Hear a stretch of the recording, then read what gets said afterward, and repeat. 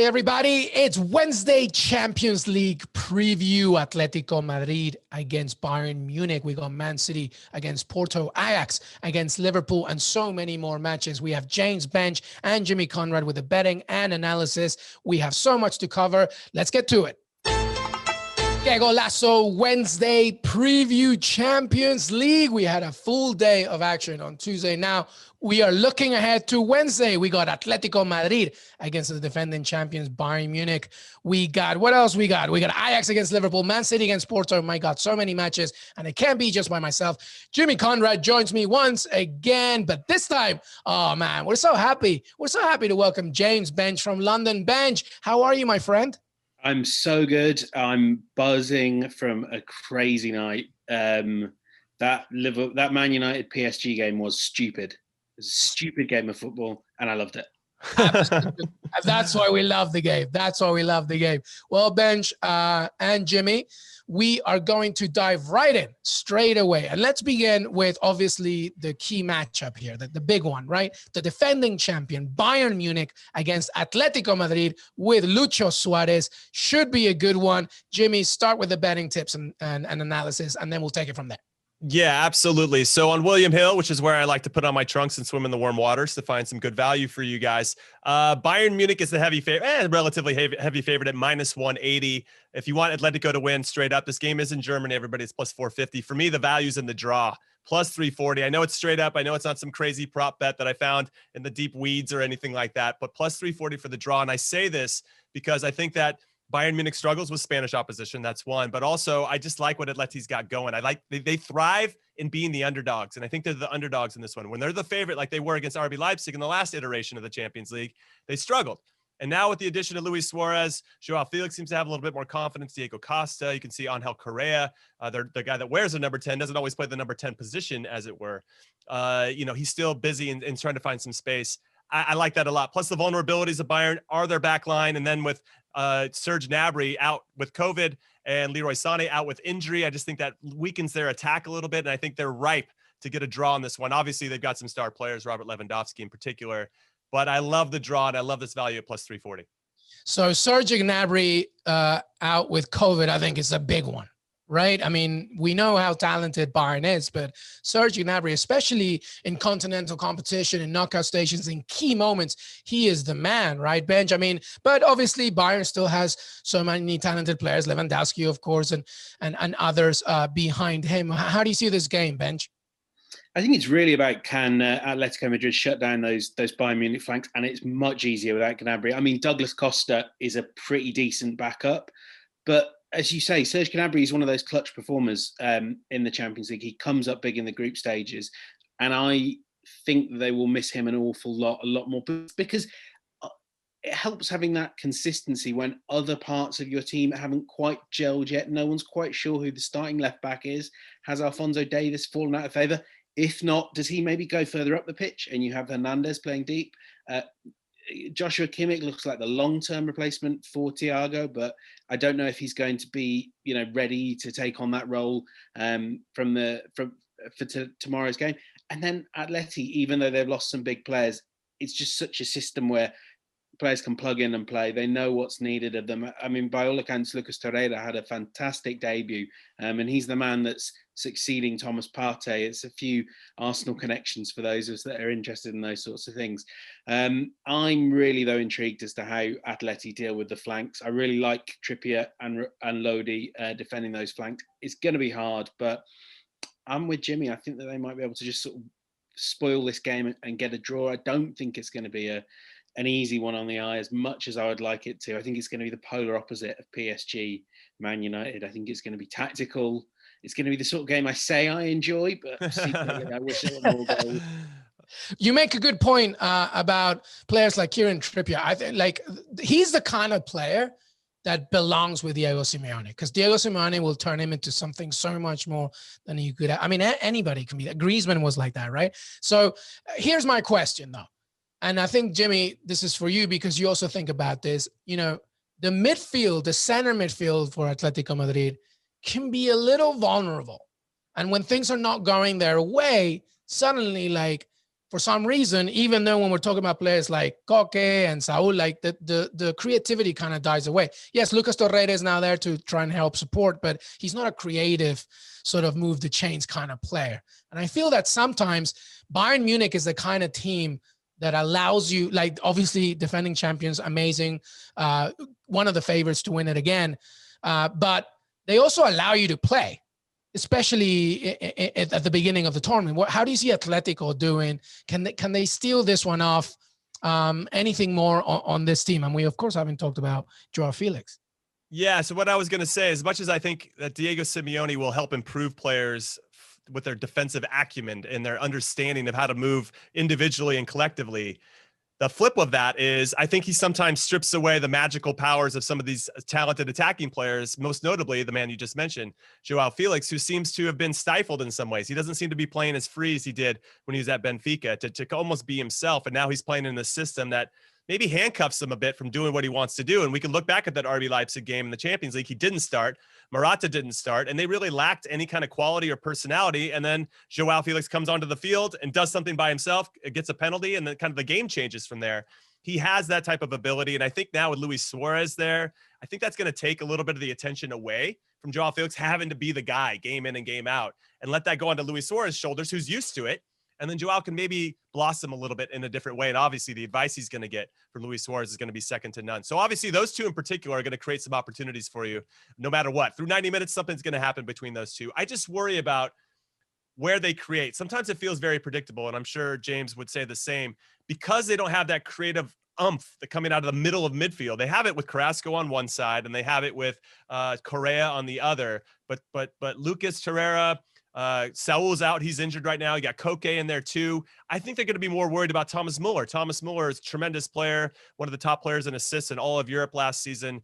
They're going to be more worried about him than really like, how do we transition? Can we transition the team very well? And then I just feel like the way they create space and where they create their numerical advantages doesn't feel consistent. And that's where I get frustrated. I'm an Atleti fan. I'll just come out and say it. A great deal of respect for Madrid and for Barcelona. And I just want to stay out of that conversation entirely and just enjoy it as a neutral. So Atleti's my team, and I get frustrated watching them sometimes because it doesn't feel like they have this consistent attack that's just so overwhelming. You don't know how to stop it.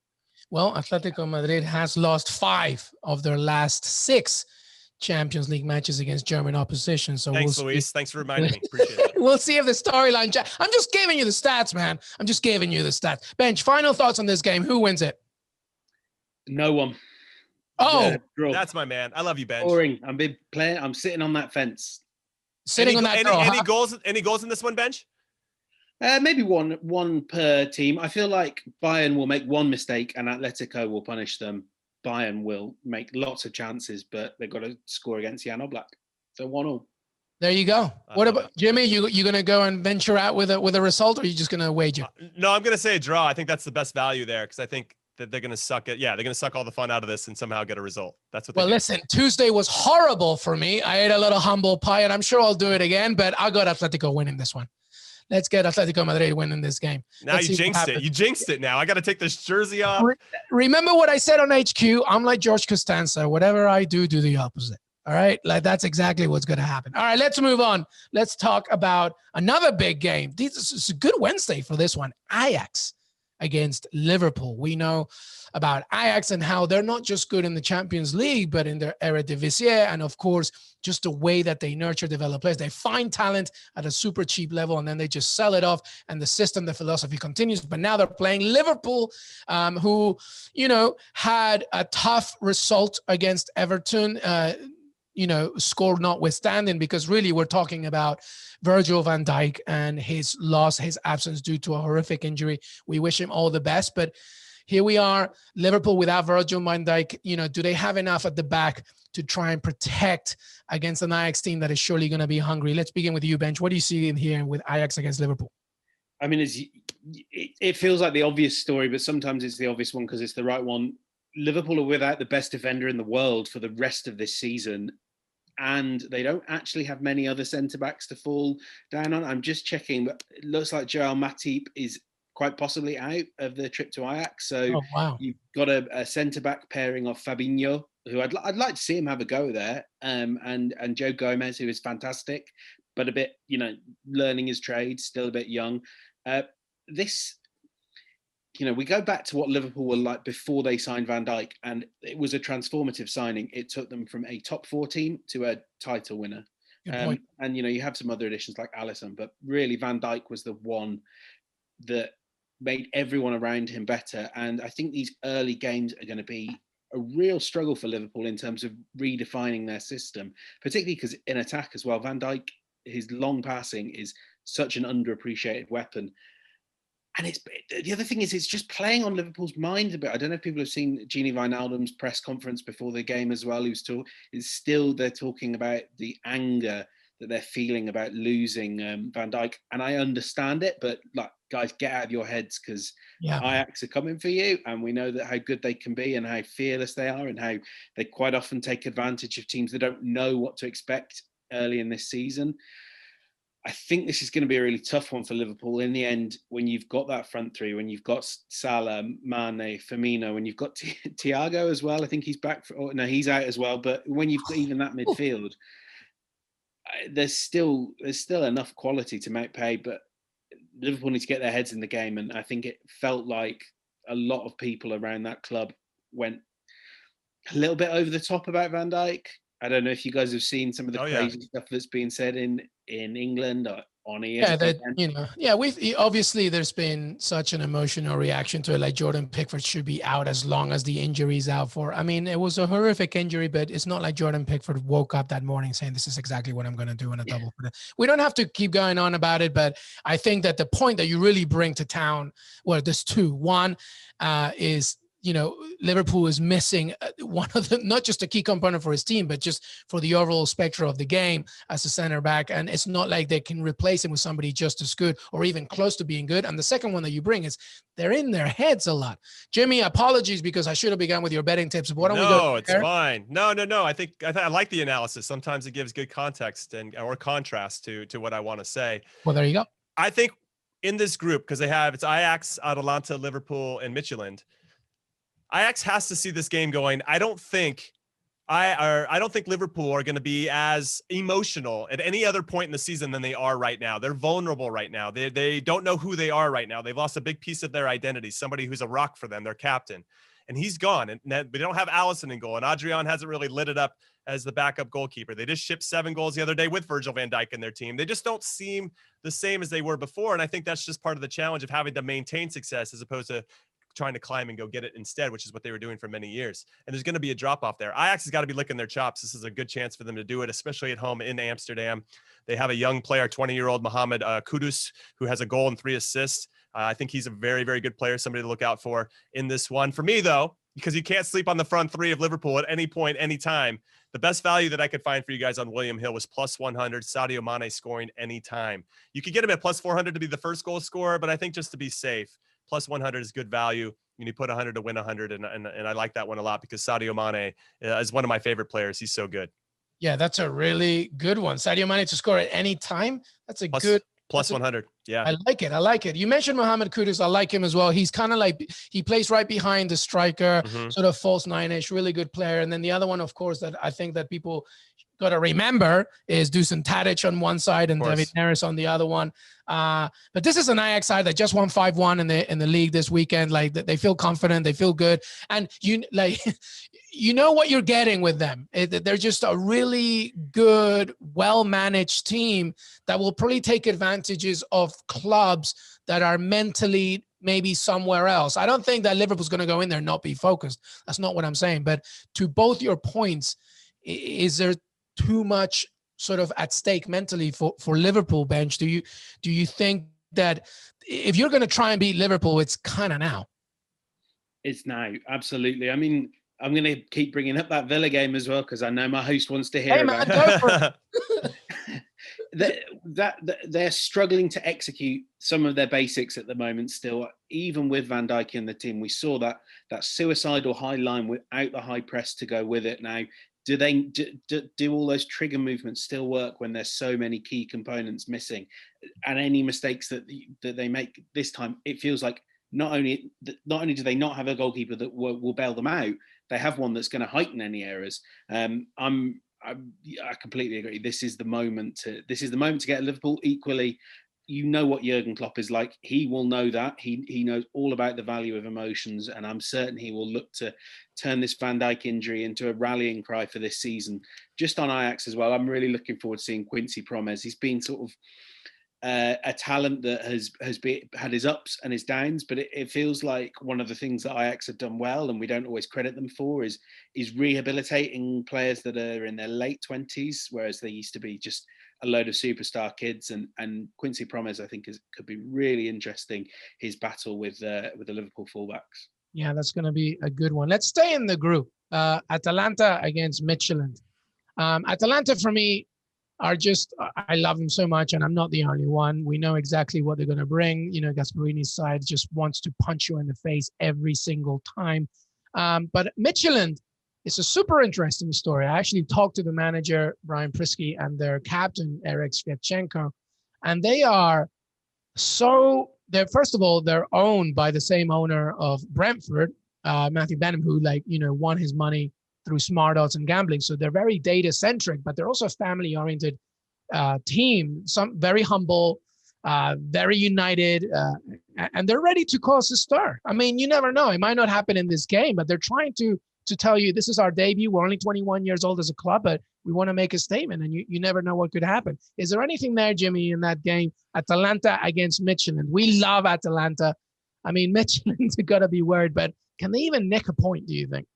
I don't think they can. I was disappointed this past weekend with Atalanta's performance against Napoli. Never in a million years, but I guess in 2020 we can expect the impossible to happen, that Gattuso would outmanage Gasperini, because I thought that he did in that game. It was a very comprehensive performance from Napoli, so fair play to them on that. I'm trying to find some value for you guys here.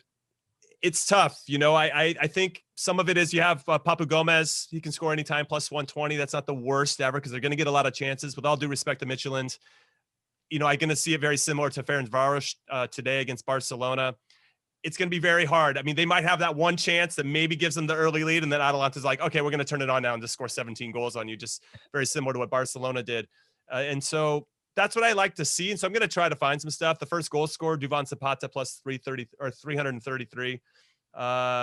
That's very good. I'm trying to find an assist, and I think that will be good. I want to get some of Benja's analysis, and I'll keep digging here on William Hill. Let's go, James. What do you think? I mean, listen, we don't know much about Midtjylland, right? But from the things that I've discovered is they're a team that they're willing to just work together as a collective unit. It's just that the worst way to make a debut in the Champions League is against a team who cares nothing about really defending and more just getting in your face. And to Jimmy's point about losing to Napoli, Atalanta's probably going to be hungry than ever to try and sort of turn things around. How do you see this game? Is there anything interesting?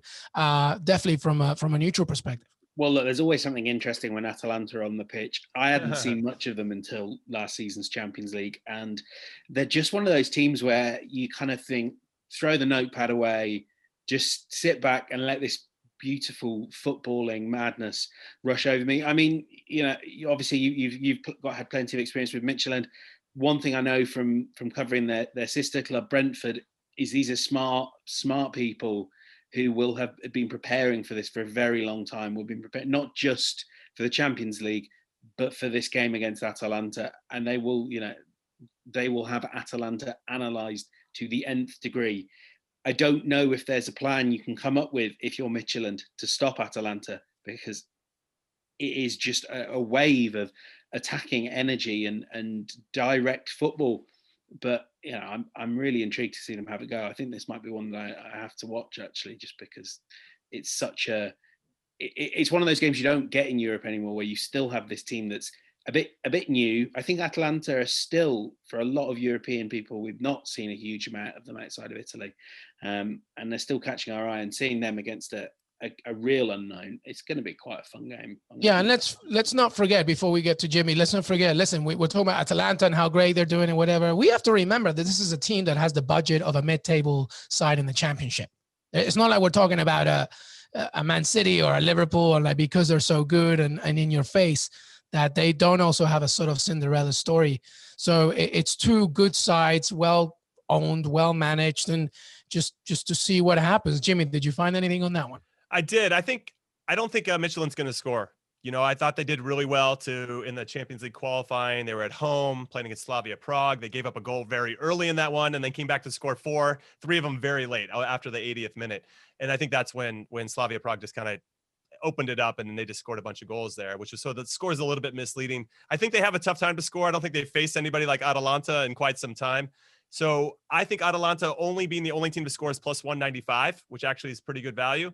And then there's the correct score stuff, which gets a little dicey. But if you know your heart, if your instincts are telling you something, you can get Atalanta plus 800 at 2-0 exactly. 1-0, I think it's going to be even really tight, which could happen, right? We saw it with Chelsea. They gave up a lot of goals. Then all of a sudden, Frank Lampard's like, we got to tighten it up. And they didn't give up any to Sevilla. Maybe we see something similar because they just shipped 4 against Napoli not too long ago. So maybe they really focus on that and they don't really put as much emphasis going forward. So Atalanta 1-0 is plus 950. And then if you think they're going to do it and still get a shutout, plus 1,100 for Atalanta to win 3-0. So I think there's some fun value there that I would probably consider for sure, especially that plus 195 with Atalanta scoring only.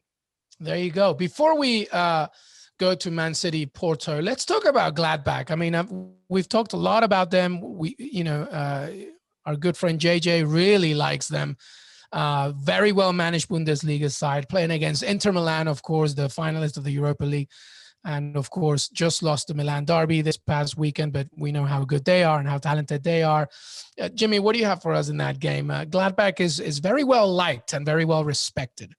Yeah, what's cool about Gladbach is they're kind of the cool hip team. Like if you're in New York City, you're a Gladbach fan, you live in Brooklyn. You know, that's like the coolest spot to go. And I think you guys could attest to that. You know, what's interesting about Gladbach is they're not the favorites in this one. If they're going to win straight up against Inter, it's plus 440. The draw, I could see maybe a plus 305 is some good value. Again, I'll start to get into the weeds. There's so many games, everybody. Just got to bear with me on this as I try to find you guys some good value. But what I like about Gladbach is that they have 5 goal scorers. They've scored 5 goals so far in the league, and they have 5 different goal scorers. So they can hurt you in a lot of different ways. And I like that about their team, that they don't just rely on one person. I thought we saw that today with Dortmund a little bit, where they are very heavy on Erling Haaland. And if he doesn't get anything going, then what happens? And I think Mönchengladbach has a little bit more diversity in their attack. And I think that's going to be tough for Inter, who are very stout defensively, but they did show some weakness against AC Milan in the Milan derby this past weekend.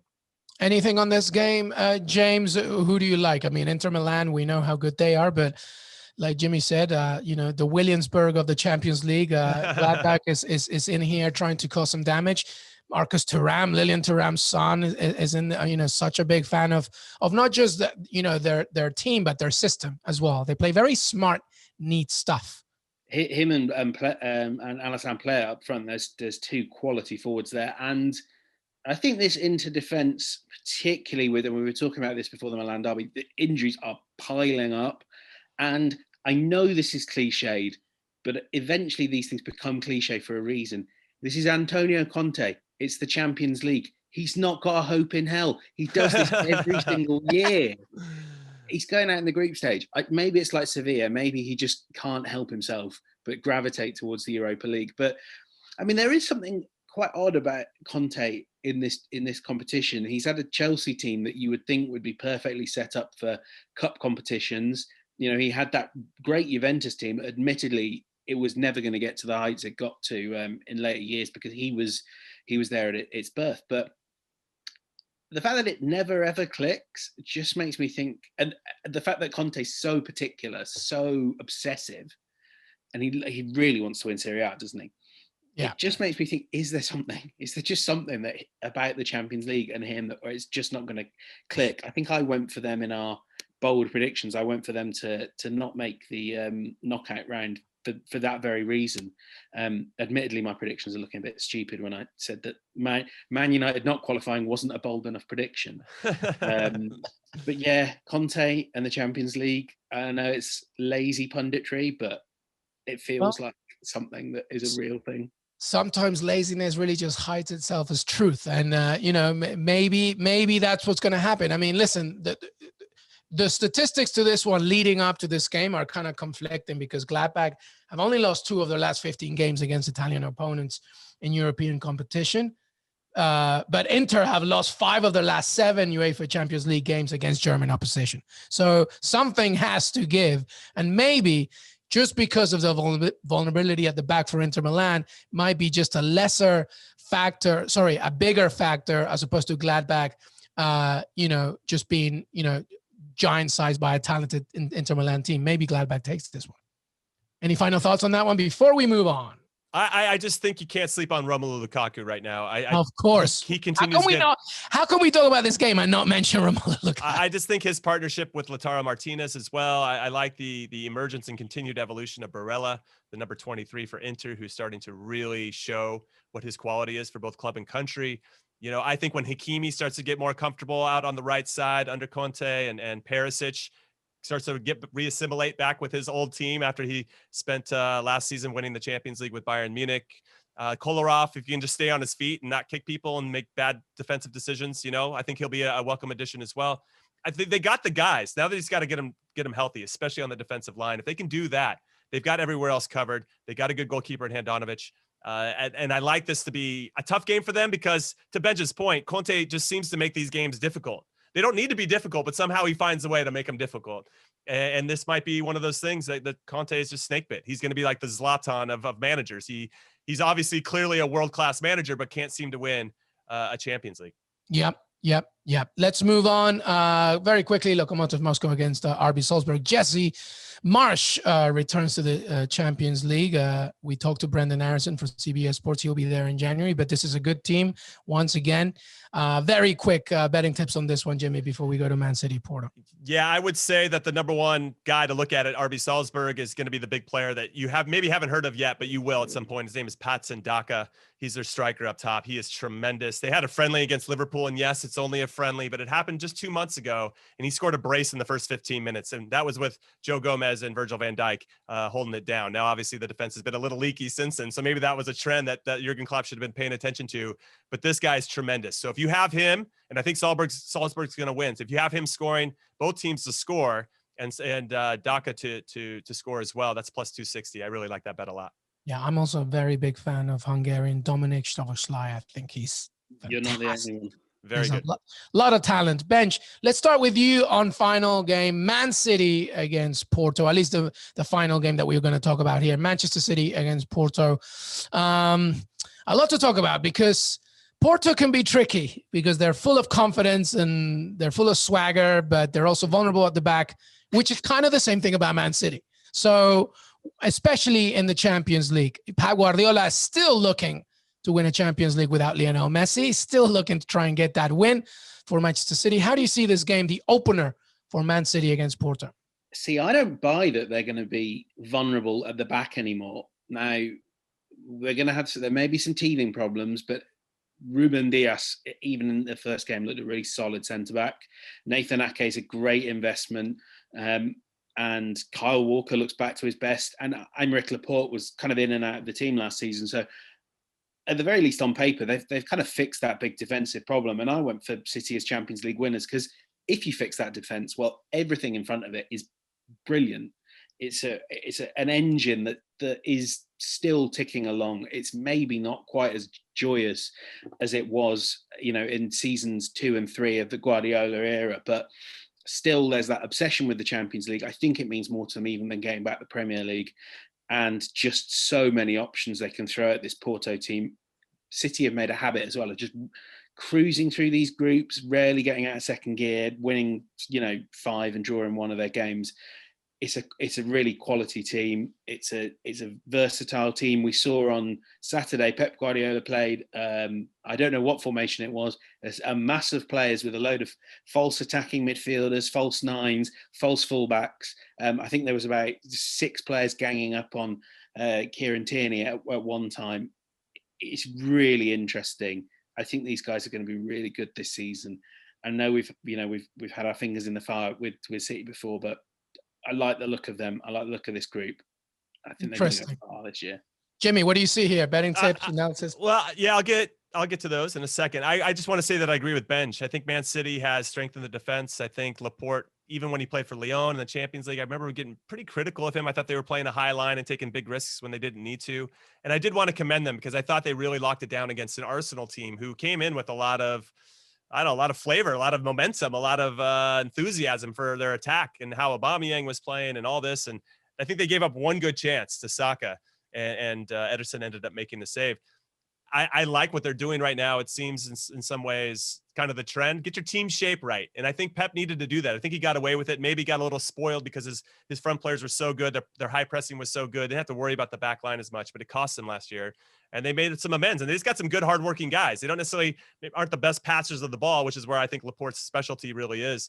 But I think he's found that right blend that could potentially lead to success. Now, with regard to this game in particular, we really just have to decide, guys, whether we think Porto's going to score. I think if you guys tell me that you're feeling Porto will get one goal, then I can give you some better value here. Porto did come off the weekend beating Sporting Clube de Portugal in the big derby, which is one of the three big derbies or the three big teams in Portugal. That's going to give them away from home as well as in Lisbon. So that's going to give them some confidence going into this one. So maybe if they get a goal, so match result of Man City wins, but both teams score, it's plus 140 to Man City. I like that a lot. I think Porto has some firepower, but Man City's so good right now. And even with some guys being hurt, Laporte being one of them, Kevin De Bruyne being another, they still have so much depth. It's kind of scary. Yeah, man, you can add Benjamin Mendy and Gabriel Jesus to that injury list, but you still have a very strong Man City side. And history favors Manchester City in this one. They've played Porto twice in the competition, won twice. And guess what? Porto has played English competition 21 times. And guess how many times they've won? 0. Wow. In fact, the last 7 times they have failed to score. So, this is not favoring Porto in this game. And to the point of both of you, there's enough firepower and arsenal for Man City to take care of business in the opening game. Anything else to conclude with this game before we wrap it all up? I think it's really, I always feel sorry for teams like Porto because they're just about good enough that good teams take them really seriously. And they go, oh, good team for Portugal. But they're nowhere near good enough that if Man City take them seriously, they aren't going to get absolutely hammered. Well, they still have the history of winning the whole thing with Jose Mourinho. So, it's not like everything is doom and gloom for them. But yes, it's been worse. These games are always I always feel these games are really rough on the mid-tier. Like, whoever the bottom team is in that group, City will sort of put, Liam Delap up front and they'll just kind of win 1-0. But, first game out, Porto are just going to get the full Pep Guardiola experience. And this is probably now going to end with a 0-0 draw, but I feel like they're going to really pay the price for being considered. I'm sure. Good. Yeah, absolutely. I feel very old, by the way, too. The fact that we're talking about Liam Delap instead of his father is kind of ridiculous. I want to thank Jimmy, Conrad, and James Bench for an amazing show, the preview of Wednesday's Champions League action. Guys, thank you so much for joining us on Qué Golazo. We will see you next time. Guys, I want to thank James Bench and Jimmy Conrad for joining me today. I hope you had a great time and I hope you enjoy Wednesday's action. We will see you next time very shortly